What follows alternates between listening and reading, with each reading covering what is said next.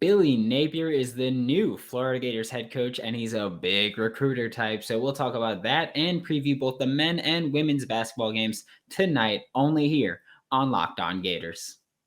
You are Locked On Gators, your daily podcast on the Florida Gators.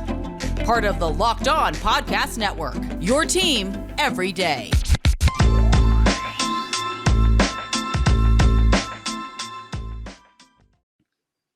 Hello and welcome back to another episode of Locked On Gators, part of the Locked On Podcast Network, your team every day. Thanks for making Locked On Gators your first listen of the day. We are available daily and free wherever you listen to podcasts. Happy Wednesday. I am Brandon Olson. You can find me in Cancun right now, but you can find me on Twitter at WNS_Brandon. I'm also the founder of Whole9Sports.com, where you can find all of my written work. And like I just said, I'm on vacation right now. So this was recorded on Monday before I left on Tuesday. So I just want to let you guys know if it's outdated, which it won't be.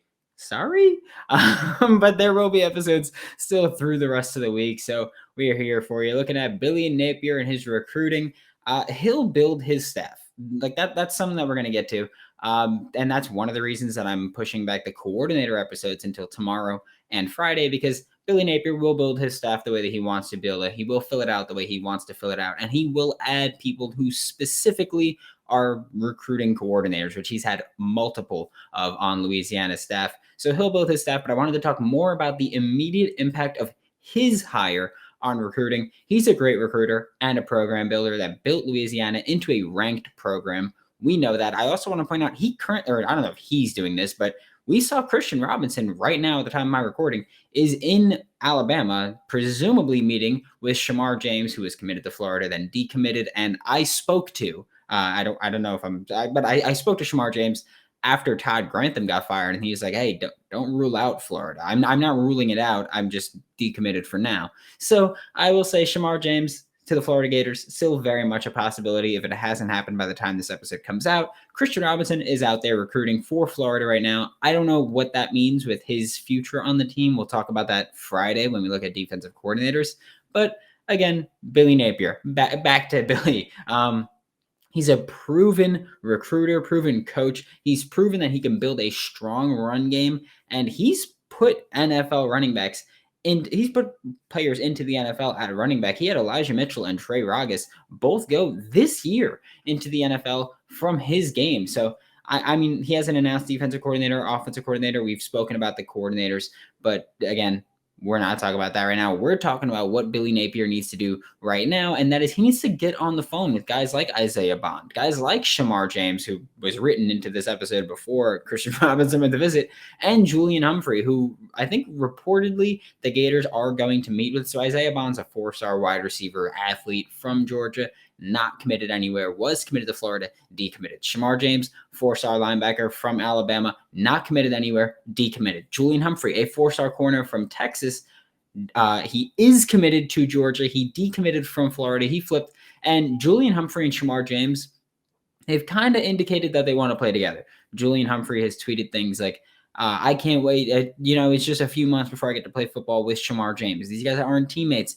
But Shamar James has retweeted. They'd be like, yeah, brother. So it seems like they're going to go to the same place maybe, or that they'd like to do that. Shamar James not being committed, that's good for Florida. Julian Humphrey has committed to Georgia, but he was previously committed to Florida. So I wouldn't rule out the possibility that Julian Humphrey flips again if Billy Napier can convince him a little bit that, hey, or if anybody on the current Gator staff can convince him that, hey, we've got stability here. Like, I realize that we just went through a coaching change, and I realize that people are going to talk about the lack of stability in the Florida program, but Florida's got stability. Billy Napier's a guy who he's going to be around for at least a few years because, again, Florida's a destination job.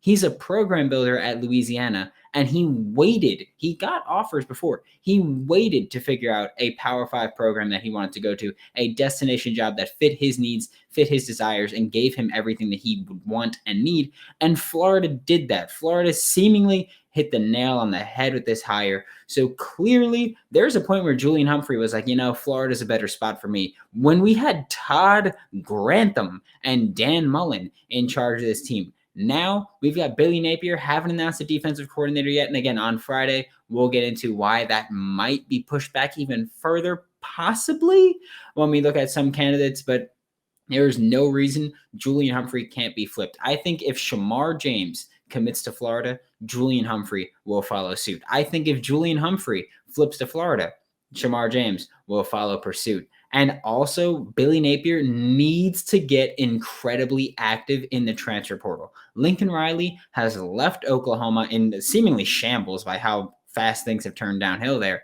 to go to USC. That's fine. LSU has not announced a head coach yet, despite knowing they would need a new one about halfway through the season. So, look, I'm just going to say I'm not a fan of snaking, but it would be a pretty good time to snake some recruits from Oklahoma, snake from recruits from LSU, go for the established players that have entered a transfer portal, and even TCU as well, because you look at TCU and you say Zach Evans, their former 5-star running back, tremendous talent, has entered the transfer portal with Sonny Dykes being the new head coach. That's what happens. You look at Spencer Rattler, the quarterback from Oklahoma. He has entered the transfer portal after Lincoln Riley left to go to USC. Also want to point out for the people that are like, oh, it's expected. I think some people will know who I'm referring to when I say this, but it's expected that Spencer Rattler goes to USC. No, it ain't. Why would he go to the coach that benched him? That's just stupid. Get out of here with that. And I'm not saying Florida should look at Spencer Rattler because we've got a better quarterback in Anthony Richardson. I'm not saying Florida should look at Zach Evans, although I wouldn't be opposed to it. But the thing is, these players are available. They are ready to transfer. They get to transfer and play immediately. Florida, you got to get on these transfers. You've got to get on these recruits that maybe aren't committed to the university anymore. A lot of guys already decommitted from Oklahoma. They can decommit from LSU. LSU, if they don't get Matt Campbell, they're not getting an A-tier hire here. And that's very important to point out, where LSU, they got a lot. That's a program that's lacking stability. Oklahoma is a program that's lacking stability. TCU is a program that's lacking stability. You look at Florida and it goes, well, let's see. We had Dan Mullen got fired a week ago a week and a few days ago by the time of recording this. And then Billy Napier was hired a week later. So this is a very quick hire. Scott Strickland reportedly flew to Lafayette on Tuesday, met with Billy Napier, and was like, I don't need to meet with anybody else. This is the guy that's going to lead us back. So Florida, that's not a problem. That's not a program that's lacking stability. Florida is as stable as it comes when you look at these universities that have undergone coaching changes. You can even look at USC, who just brought in Lincoln Riley. Are they really stable? Because he didn't want the smoke of the SEC. That's why he left. That's why Lincoln Riley left. He didn't want the smoke of the SEC with Oklahoma coming here. He didn't want LSU because same reason. Doesn't want the smoke of the SEC. You don't know if he'll jump ship once USC starts going down or once an NFL team comes calling in. He doesn't have to worry about recruiting like that. So I would not say that any program that's undergone a coaching change is more stable than Florida is right now. Billy Napier, attack the transfer portal, attack recruits that are committed to these universities, and just keep going at it. And you can build this program up quicker than people are giving him credit for. All right, college football fanatics, have you heard about PrizePicks? PrizePicks is a daily fantasy made easy. I love it, and I know you will too. PrizePicks offers every sport you can think of. I'm talking NFL, college football, NBA, college basketball, MLB, soccer, MMA, and more. PrizePicks offers more college football props than anyone in the world, and I know I've said it before, but college football props are already incredibly difficult to find. You can bet on I'm trying to think of a name right now that I could throw at you because football season is basically over for us. Go ahead, bet on Colin Castleton. And then you can look at Toledo, who is playing Middle Tennessee State, and go with Brian Koback. Sorry, I'm not naming their basketball players. They suck. I'm just going to be honest with you. PrizePicks allows mixed sport entries. You can take the over on LeBron rebounds and the under on Patrick Mahomes touchdowns, which you shouldn't do, in the same entry. Don't hesitate. Check out PrizePicks.com or go to your app store and download the app today. PrizePicks is daily fantasy made easy. Looking at Florida versus Oklahoma playing tonight. Florida is 6-0. Oklahoma is 6-1. Florida is currently ranked as the number 14 team in the country for a team that started the year unranked. So far, Florida's had a significantly harder strength of schedule than Oklahoma, so their record doesn't really worry me. Both teams have been built on playing stout defense. Florida has yet to allow 70 points in a game. Oklahoma has only allowed 70 points in a game twice this season, which really, I mean, when you look at it, it's like, well, that's a third of their games at this point, a little less than a third of their games at this point. But we're not worried about that. Oklahoma, very good defensively. I don't care. I do think that Florida matches up very well against Oklahoma, though. Oklahoma, they're an offense that they want to get the ball inside. That's one thing they really want to do. They want to get the ball inside. They want to get to the free throw line. Florida, that's where they're arguably the best in the nation at protecting the paint. I realize your analytics could say different, and basketball is a thing where it's like I'm not big on basketball analytics. I'm big on watching games and seeing what happens. And Florida is a good defensive team, particularly in the paint. So Oklahoma is also a team that they kind of struggle at rebounding the ball. They struggle a little bit. They're just not as good as Florida, where Colin Castleton, I'm expecting a big game, and I realize that Colin Castleton is the best player on this team. He might not have the best NBA career out of the players on the team, just built on the style, but currently he is the most talented player on this team. So Colin Castleton is primed to have a big game on the board. I'm not even talking offensively. I'm talking on the boards and defensively in the paint. All signs point to this being a game that is a fantastic matchup for the Florida Gators versus the Oklahoma Sooners. And I'm really looking forward to it because Florida, this is the toughest matchup of the week for Florida. By the time they get to any tougher competition, I'll be back. So Florida's got the toughest matchup of the week for them right now. And Oklahoma, I mean, their football program's in shambles, but their basketball program, not so much. Reliable there. But I mean, I think Florida matches up very well. I think offensively, Florida will be able to find open threes. I think Florida will be able to get some work done in the paint offensively, especially after offensive rebounds, whether it's Anthony DeRougie or Colin Castleton have been the big guys so far. And I think defensively, Florida is going to keep a lot of pressure on Oklahoma, which is, I mean, obviously what they do. They tend to keep people out the paint. They press up. They make you take bad threes. And then Colin Castleton or Anthony DeRougie are there to get the rebounds. So Oklahoma, not a great team. They want to push the ball inside. They want to get the ball inside, but they are going to have a ton of difficulty doing so, which is why I'm like, yes, this is a great matchup for Florida. Of course, I've said that about Florida's football team. And how do I word this? That has gone, I don't want to say less than stellar, but it's gone god awful. If that makes you feel better about my predictions, but I think this is a great game for Florida. If Florida can force Oklahoma to take some bad threes, something that Florida has done a very good job at this year, forcing opponents to take bad threes, forcing opponents into taking bad threes, and forcing them to rush their shots, then it should be another massive win for Florida. This is one of the best Florida Gators teams that I've seen in, I mean, I want to say like a decade-ish. This Florida Gators team has all the makings of a team that will make a deep run in the March Madness tournament, keeping the defensive pressure on, forcing errors. The 2021 Mike White way, which we know was not the way last year, but we look at guys like Myron Jones, Brandon McKissick is stepping up, CJ Felder is getting more playing time. This is a Florida team that will hopefully keep fresh legs throughout the season, besides maybe Colin Castleton. He plays a ton of minutes, and he's been doing so this season. And I mean, luckily, there have been a couple of blowouts where he doesn't have to play a ton. And that's fantastic. And I think that this won't be one of those games. I think this will be one of the games where Florida needs to play. They had that tight one with Ohio State just last week where it was like, oh, well, Florida might lose this one. And then Tyree Appleby took a fantastic shot that I did not think was going to go in at all. And he banged it. And so, I mean, Florida 6-0, hopefully 7-0 after tonight.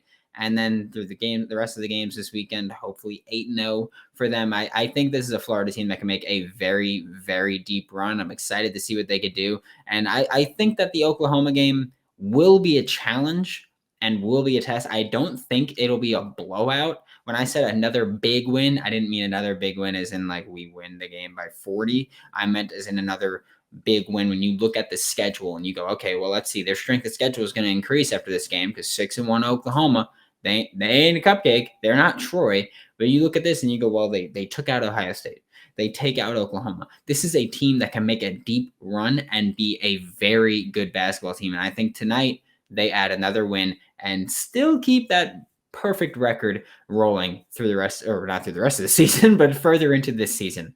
Anybody else make money this weekend? I know I didn't. I told you guys yesterday, Vegas just took my money on Sunday. This went yoink straight out my pocket, basically. BetOnline is the fastest and easiest way to bet on all of your sports action. Again, obviously, Florida, a whole lot of wrenches into my plans.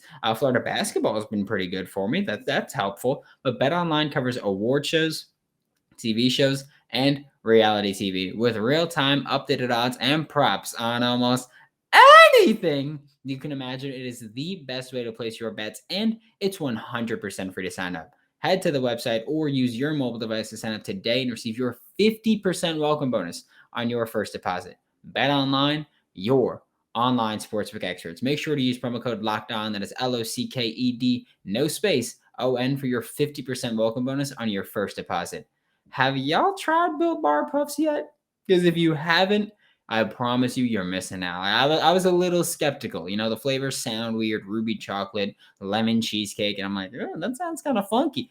They slap. Built Bar is the best protein bar on the market. If you're trying to eat clean, but you've got a sweet tooth like I do, that is no longer a problem. Built Bar is your low calorie, low sugar, high protein, and most importantly, high fiber solution. You can even enjoy a Built Bar if you're keto. Remember to use the promo code LOCKED15 to get 15% off of your next order. That is LOCKED, LOCKED 15 to get 15% off of your next order at Built Bar or built.com. Now to wrap up today's show, we're going to talk about the Florida Gators women's basketball team taking on George Mason later this evening. Looking forward to this one. Florida is 6-2. George Mason is 5-3. And the thing is with Florida, it doesn't feel like Florida's been a 6-2 team. The beginning of the schedule has been pretty easy. The two games that were against good competition were losses, especially the NC State game was a bad loss. Like that's one of the games where it's like, well, they played a really good team and they got their brakes beat off them. I'm going to say that despite the winning record for George Mason, they have a negative point differential, where at least Florida, for the most part, they've been winning handedly. And again, they've only got two losses. One of them was a blowout. One of them wasn't, so that's fun. But the Florida Gators have not been shooting well from behind the arc. We know that's something that I've spoken about extensively at this point. The Florida Gators women's basketball team has not been a good team at shooting behind the arc. George Mason, on the other hand, well, they're worse, considerably worse. They shoot about 5% worse from three. So Florida, congrats, you've actually got an advantage when it comes to shooting the three ball. Similar to the men's basketball game versus Oklahoma, the women's team is playing a George Mason team that likes to get the ball in the paint. Why does George Mason like to get the ball in the paint? Well, simple. They suck at shooting threes. So obviously, they're going to try to push the ball inside so that they don't have to take those threes. Similar to Florida and Oklahoma, they are very good at defending the three, as in Florida's men's basketball team and Florida Gators women's basketball team are good at defending the paint here. George Mason likes to get their opponents in foul trouble. They do. They get to the line. They do a great job at that. But Florida Gators, well, men's basketball, Anthony DeRucci, Colin Castleton. Women's basketball, Faith Dute, Flora Tunders, both of whom will be patrolling and controlling the paint. Expect to see an ugly game, by the way. If you were watching this game, which you very well should, expect to see an ugly game. And neither of these teams shoot very well. That's just a fact. Both of these teams turn the ball over way more than acceptable. Like it looks like me and my friends playing at the rec in 2K. Like, it's pretty bad. And both teams they're sound rebounders. So expect an ugly, probably low-scoring game. But I think that actually favors the Gators. I think when you look at this game and you look at any Florida Gators basketball team or Florida Gators women's basketball game, and you go, well, this is going to be a drag-out, knockdown kind of game. I think that favors the Florida Gators women's basketball team. I think that they want to do. I think the biggest difference between the Florida Gators men's and women's team, they're strong in the same spots, except that the Florida Gators men's team can shoot threes better. But recently, they've gotten better. The Florida Gators women's basketball team, they've gotten better at shooting threes. So I think that this is a good game for Florida, where you look at it and it's like, well, guess what? His game ain't going to be a shootout. That's very good for Florida. You expect to compete. That's very good for Florida. Like they want you to try and get this ball in the paint, and they want you to try and get them in foul trouble. Because guess what? Ain't gonna happen, buddy. Faith Duke, Florida Tuners, they're going to be the stars of this game. And I know we'll have Jordan Merritt and Nina Rickards and Kiki Smith and all those great players on the wing and on the back and in the backcourt. I think that this game will be decided by Faith Duke and Florida Tuners. Not just talking rebounding. I'm not talking about just rebounding. I'm not talking about Florida Gators scoring in the paint. I'm talking about the Florida Gators containing George Mason's attack, because George Mason, again, they want to get to the paint. They want to get to the free throw line. And Florida Gators, they're very good at stopping that. I mean, sure, they've had some foul trouble. I feel like usually that happens either off ball or on the perimeter, and I don't think that's going to be an issue with Faith Dude and Florida Tuners. They are two of the tallest women in this game. They will be able to contain the paint, control the paint, and get active on rebounds, and I think that works out fantastic for the Florida Gators. Thanks for making Locked On Gators your first listen of the day every day. Don't miss out tomorrow. We'll cover some offensive coordinator candidates for the Florida Gators football team. Now make your second listen Locked On Bets, your daily one-stop shop for all of your gambling needs. Locked On Bets, hosted by your boy Q, with expert analysis and insight from Lee Sterling. For Locked On Gators, I am Brandon Olson. Don't forget to follow me on Twitter at WNS_Brandon. You can find all my written work with Whole Nine Sports. That is WHOLENINE Sports. And be sure to check out my pin tweet and let Locked On know why Gator Nation is the best fan base in all college sports. And I will see you all tomorrow.